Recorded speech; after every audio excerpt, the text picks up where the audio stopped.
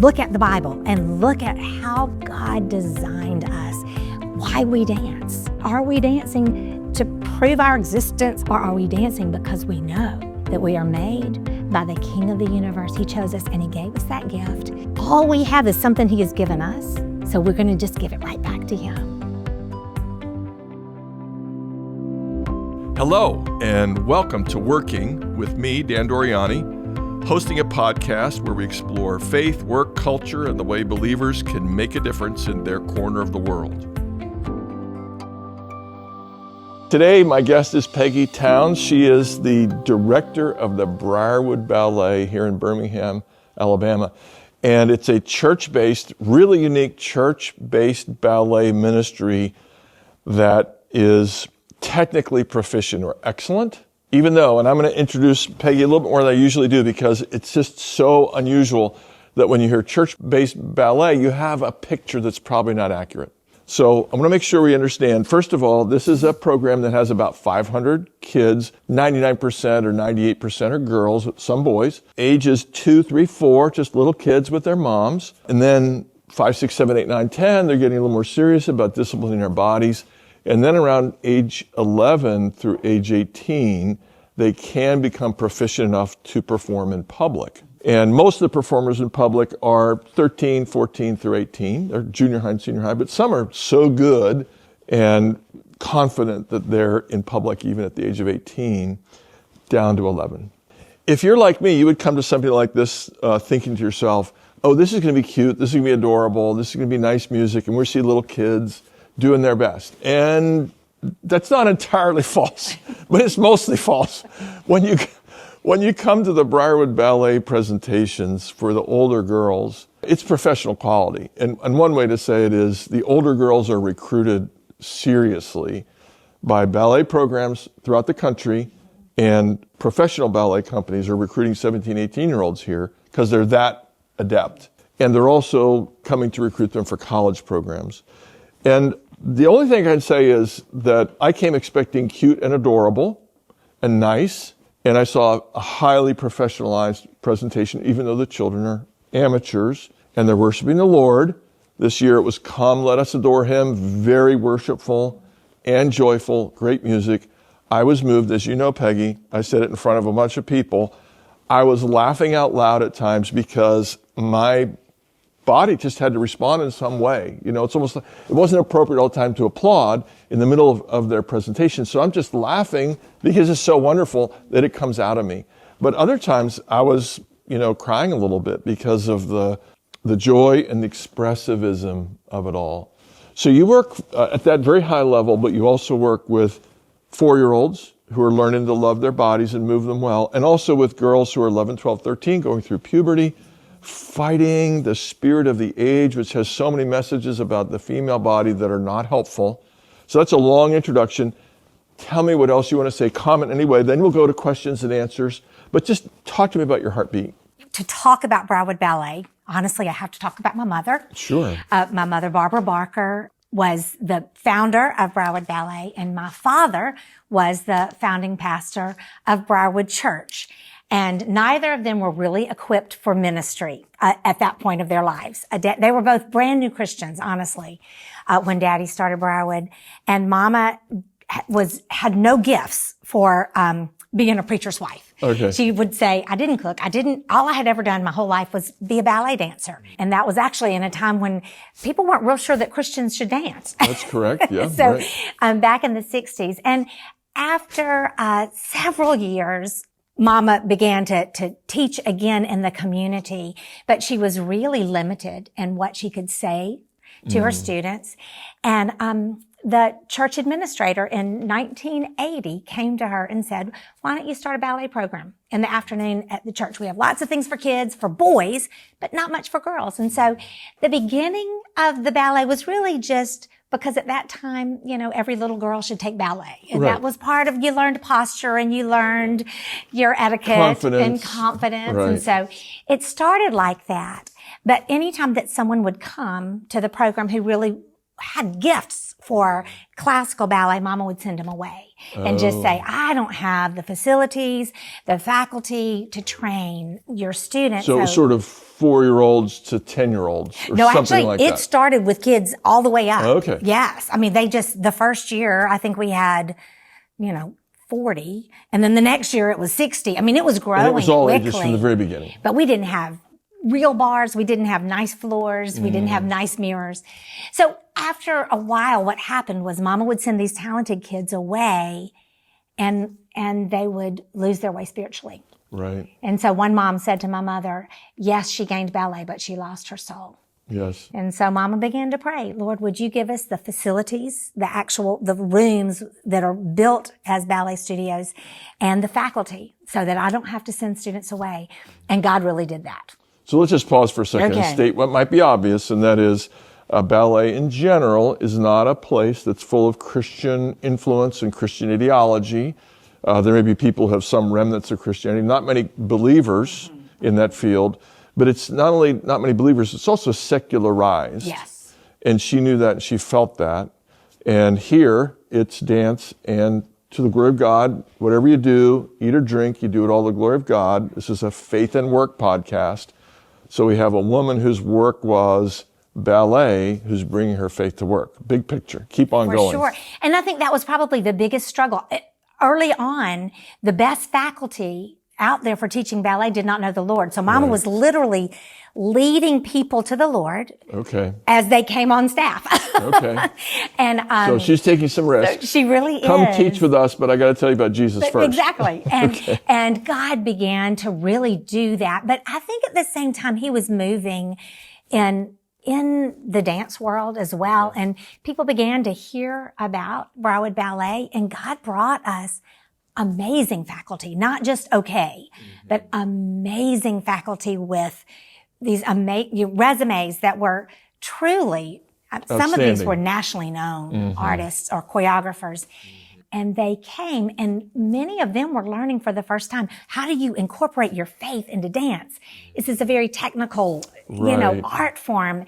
But the decision was made at the very beginning. We are going to be excellent in technique, but we are not going to do it for the sake of art, for the sake of beauty, for the sake of excellence. We are going to do this for Jesus Christ, and we are going to worship him. Nothing wrong with secular arts by any means, but we decided from the first moment that this was going to be a sacred art form. And this is what shows. I mean, if you come, and of course you can link at Briarwood Presbyterian Church, and you can watch the several concerts that are presented every year. I mean, the girls, a couple boys, but predominantly girls, vast majority of girls, have a joy. And you know that ballet performers, dancers, have to smile all the time, unless it's one of those dark ballets where you're being serious and everything's bleak, as is so often the case. But you kind of have to smile all the time. And it is hard to smile for a long time straight, but you have this sense from the rows, if you're close enough, that they're actually happy, they're joyful. And like when the music comes on and there's lyrics about the person and work of Christ, they kind of brighten up a little bit. Like they believe this. That is very true. Even in our classrooms, we try to, from the earliest classes, my little bitty babies, when we began a class, we start with one praise song. And we choreograph a little worship piece. And the instructors and the assistants, who are all lovely older ballerinas, we begin to worship even then. And I think, so you'll get this, my husband was a football player and played for University of Tennessee. And if he's watching football on television, his body cannot be still. Okay.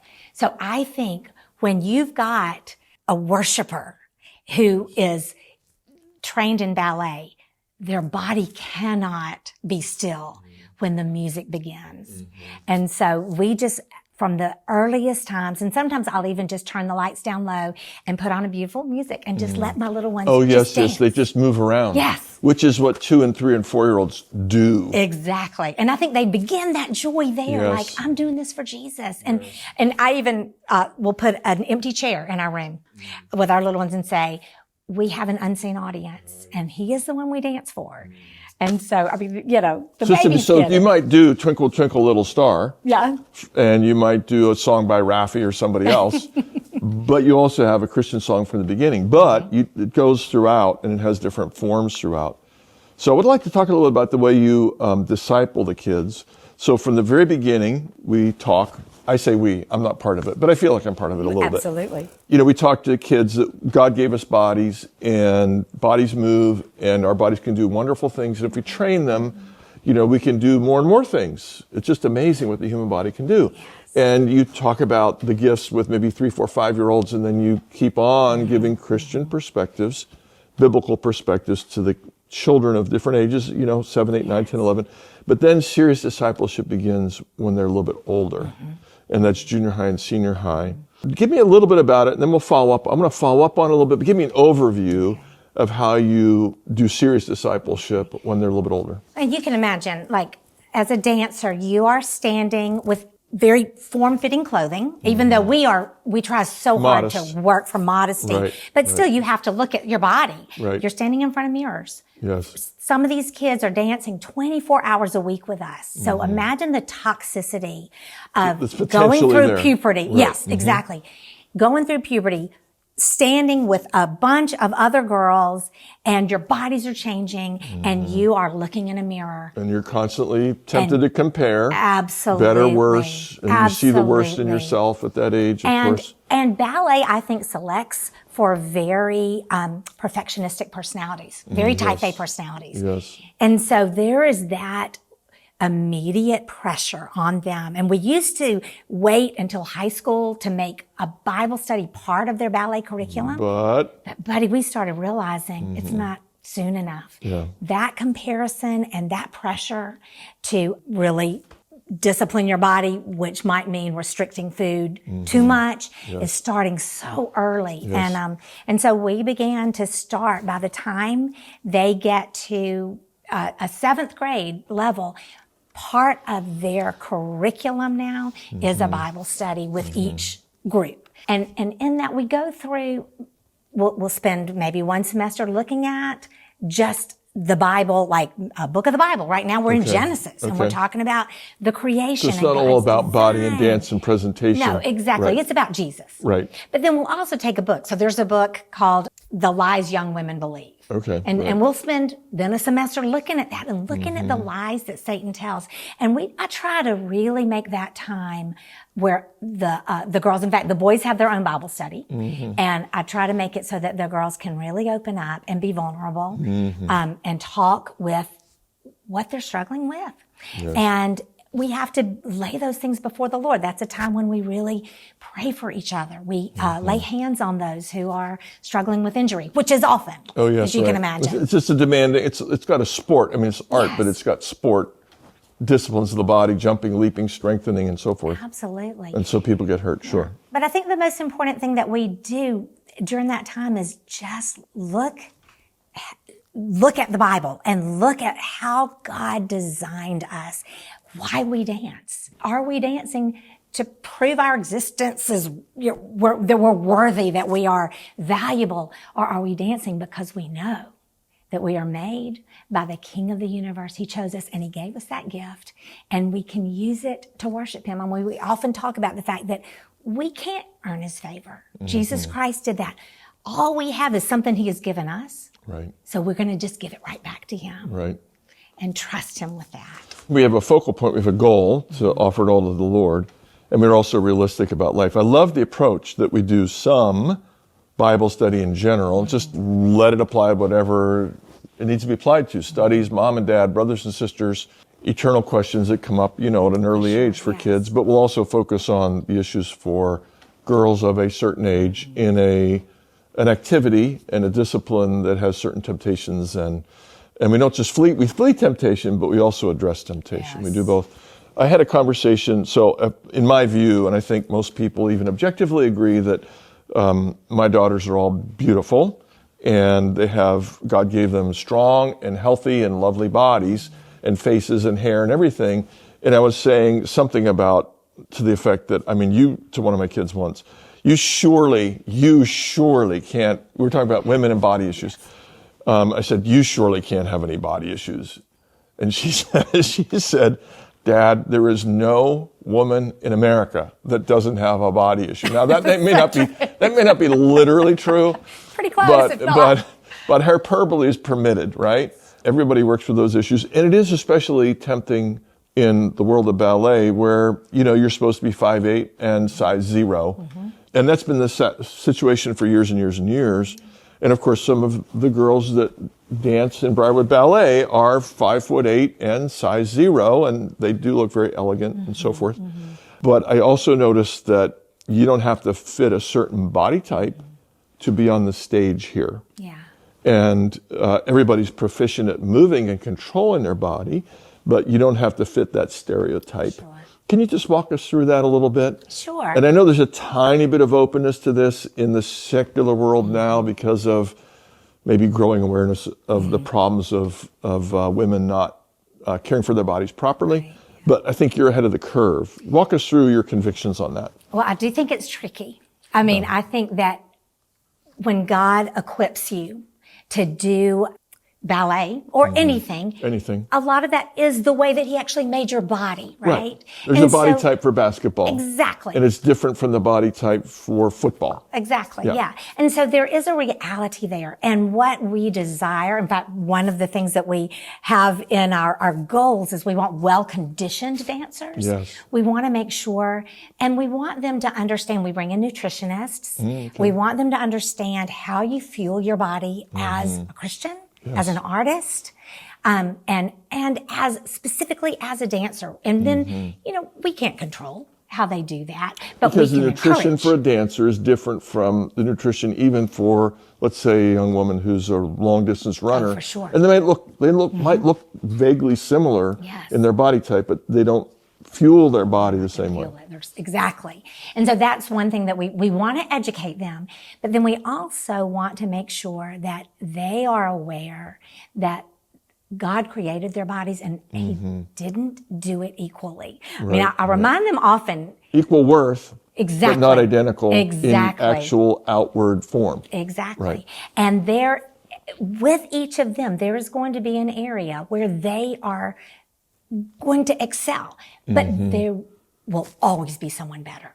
Yes. And if they begin to put their worth in their proficiency, they're going to fail. Yes. And so there's always going to be someone better.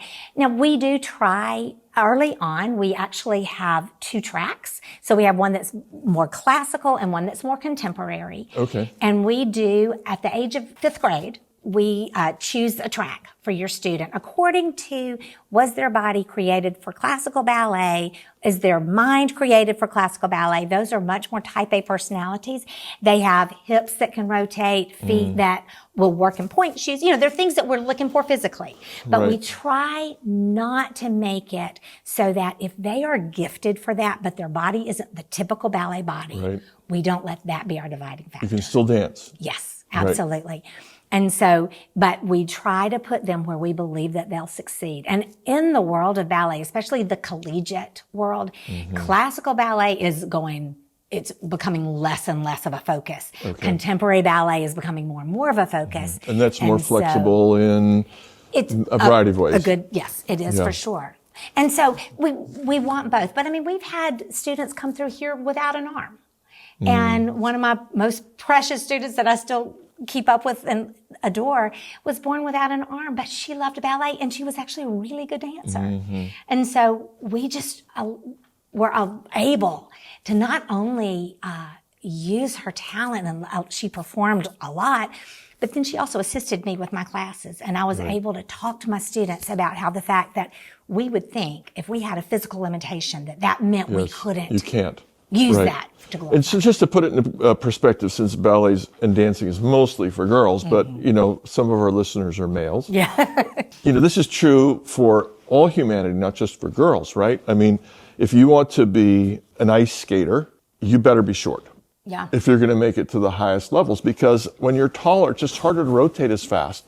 If you want to play basketball, you really should, if you're 5'11", you're really short for basketball, even though 5'11" is above average for men in America or throughout the world. And then there's sports for males and females that flexibility is really important. If your shoulder, hand, wrist isn't flexible, you're in trouble. And there are other sports where actually you don't want to be that flexible. You want to be tight or bound up. And that's just human nature, is diversity in human nature, and you try to take account of that. Yes, we do. And equip and bless and shape everybody who loves dance.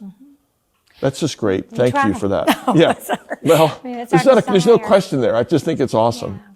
So I think we've covered nicely how our faith shapes your program. You can say a little bit more about it if you want to, but it's also true that one aspect of the Briarwood Ballet is that you send people out to other churches, and churches originally were almost non-existent on the ballet system, or maybe entirely non-existent, but now there's a smattering of churches here and there.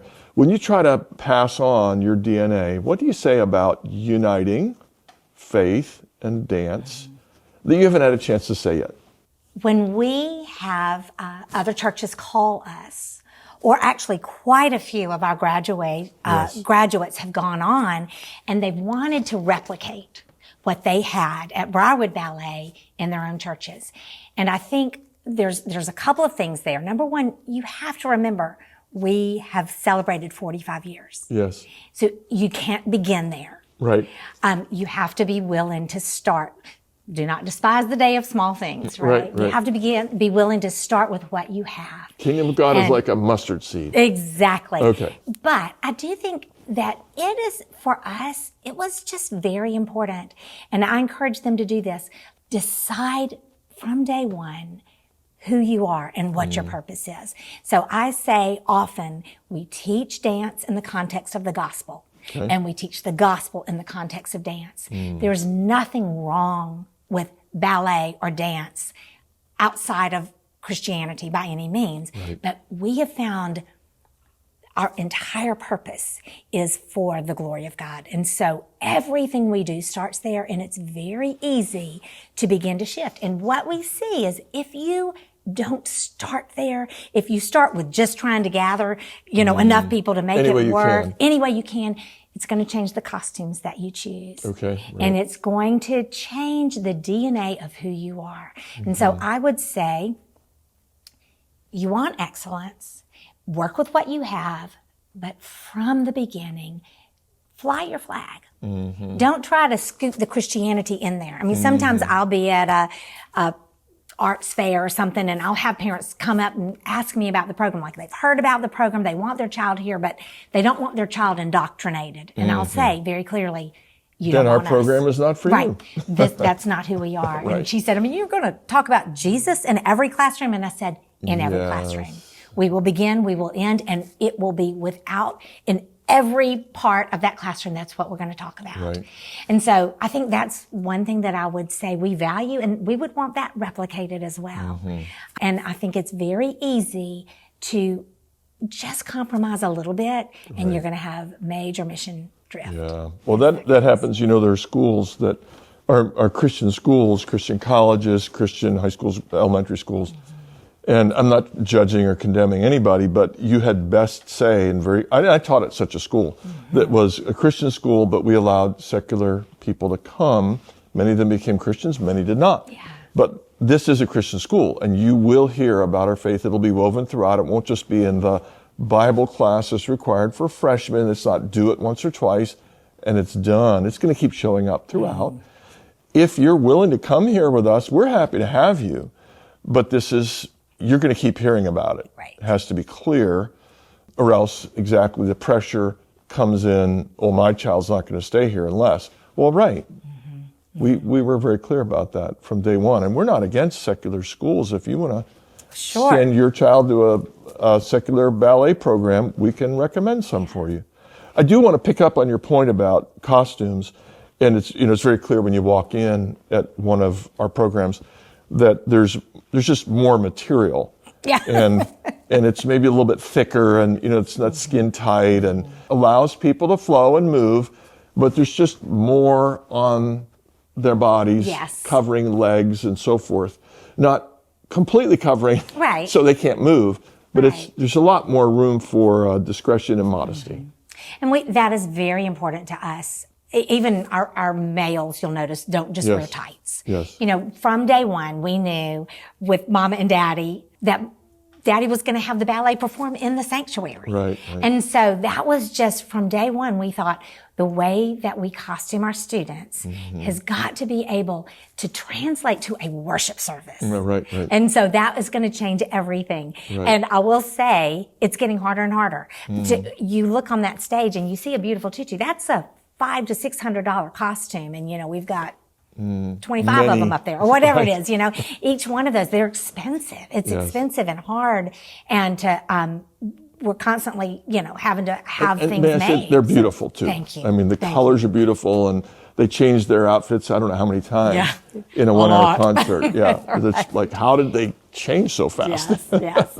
And I'll tell you a little secret. Ballerinas smell as bad as a football locker room. Those costumes look beautiful on stage, but they're just as bad as football uniforms backstage. Okay, well. But another thing. I might not have wanted to know that. I know, I shouldn't have told you. I just want to know that, you know, boys stink and girls are beautiful all the time. Fake listen, absolutely. I think another thing just that we've seen God do, which is an unexpected blessing, is that because of the excellence with which we have been able to provide training, and I say that from absolute awareness that it is not because of me. God has it's not because us. of my mother. Right. It is God's faithfulness for sure. And the fact that all of our teachers have personal relationships with Jesus Christ and incredible ballet training, professional careers, whatever. And, but our girls have also had the privilege of then partnering with missionaries. So we've had missionaries here, and actually we used to dance at the missions conference. And missionaries would ask, hey, would y'all be willing to come to Russia, come to Kazakhstan, to come to Peru, Cuba? I mean, we've been all over. People will come that wouldn't ordinarily come. Exactly. One of my good friends is a wonderful singer, and he conducts choirs. And he goes to the Czech Republic, which is one of the least Christian places in the world. But because of a love of classical music, much of which is Christian, he can get a huge audience. Absolutely. Singing about Jesus and then share at the end. And you're saying? That's exactly what we do. In fact, we will be going to the Czech Republic in August. Really? Yes, we sure terrific. will. There are festivals that we're going to perform at, and we actually have a 20-minute, it's like a one-act ballet. And it tells the story through music, through the dance, through the fabrics and everything, of a young girl who was caught in darkness and struggling, and yet the Holy Spirit is coming to her and beginning to open her eyes, but she's choosing darkness. And then there's a battle that goes over her soul, and in the end she is rescued by the blood of Jesus, and she then, you know, ends up dancing with that kind of freedom as opposed to the darkness and the chains and all of those things. Yes. Right. And so we'll be traveling that around these festivals in the Czech Republic in August. That's fantastic. We were actually, before Cuba opened up, we were invited to go to Cuba and dance in the government-owned theaters in the public squares. And by God's grace, I mean, the Cuba, of course, closely tied to the Soviet Union for many, many years, now Russia. And they pride themselves in artistic excellence of all kinds. And so artistic excellence opens doors. It does. And excellence does open doors. I love your point that you have to be willing to start small and humble. And actually, one of my children danced under one of your grads in a very small but very sweet program. Yeah. And it only lasted a few years. She moved and it was over, but it was great. And, you know, even if something only goes for 3, 4, 5 years, or it doesn't reach a huge height, we can still enjoy the idea. I don't know if we want to say quite anyone can dance, but maybe we would say anybody can try to dance. Anybody can try to dance. And up until a certain point, anybody can dance. Yeah, right. After a while, just like anything. Yeah, you select yourself out because you realize you're not meeting the standards. Exactly. And so it's not fun to do. And as I have told some parents, you know, I don't know that the talent level in your child really would warrant you being here 24 hours a week. Yes, right. You know, that's a waste of your time. That can sound harsh, but it's actually an act of love. Right. To be honest, your child has many gifts. This is an interest, but not a gift of your child. And you can dance at home once a week, but 24 hours a week is probably not the best thing. Hey, it's been great to talk. Guess what's coming next? Okay. Rapid fire questions. I'm ready. Question number 1. These are all 60 seconds or less. Okay. What is the best book or movie about ballet? If I wanted to watch a movie about ballet, I would watch a documentary called First Position. First Position. Yes. All right, very good. It follows 5 up-and-coming dancers from different parts of the world and shows the rigor that they go through and the hope of making it into a company, getting chosen. And so it's a good one. It's very realistic, is very, what you're yes. saying. That's terrific. Okay, number 1. Number 2, what would you like to look back on in 5, 6, 7 years and say, I'm so glad that by God's grace and through teamwork, we have also accomplished this, or we have reached a goal. What would you like to look back on and say, we did that? In 7 years. Or it could be 6 or 7 or 5 or 7 8. years I'd like to have replaced myself. And actually, I think that would be a wonderful thing. Okay. I would love to know. You'd still be executive director or Yes. chairman of the board. You'd be involved. I'd love to be involved, but I would love for someone younger to come in and actually do the day-to-day, just because I think it's so easy in ministry to overstay. Yes, it is. And I don't want that. Yes. I want to make sure that I stop and let the next generation with their new ideas and their love. Yeah. But I want to make sure that our mission doesn't drift at all. Mm-hmm. I think that would be my number 1 thing. Okay. My number 1, 2 thing is I want to look back and think that we were a true blessing to Briarwood Church. Because we are a high maintenance ministry and we take up studio space and people have to clean up afterwards and get ready for us. And these rooms are used a lot. And we've 500 kids coming in and out all day. We are here.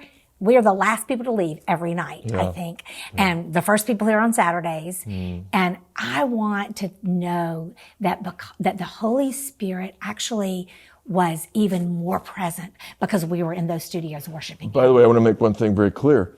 The girls and a few boys that come are not all Briarwood people. This is open to the Birmingham community, and maybe 10 or 15 or 18% are from Briarwood. 12%. 12%. 12% from Briarwood Church. And 88% are from everywhere else. Yes. That's great. Just on that line of, what's ahead and replace myself. When I first entered my first leadership position at the age of 40, a guy who's maybe 75-year-old gentleman, very wise man, said, everybody who's in a leadership position has to know from their first day who's going to replace them.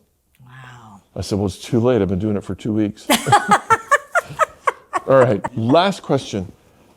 If you had 60 seconds with an aspiring ballerina, you're just going up the elevator, they say, I know you, and I want to become a ballerina, what would you say? I would say...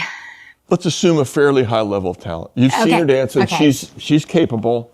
It makes sense for her to aspire to excellence. I think I would say there are 2 reasons to dance. And number 1 would be to prove your worth. Okay. And the other would be because Jesus Christ made you and you know that he made you a lovely dancer and you can dance for his glory.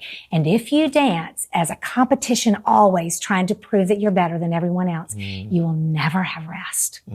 But if you can, in the middle of all that, sense that you are dancing for the one, that you ask him every time you walk on that stage, pull back the curtain a little bit and let me glimpse your glory.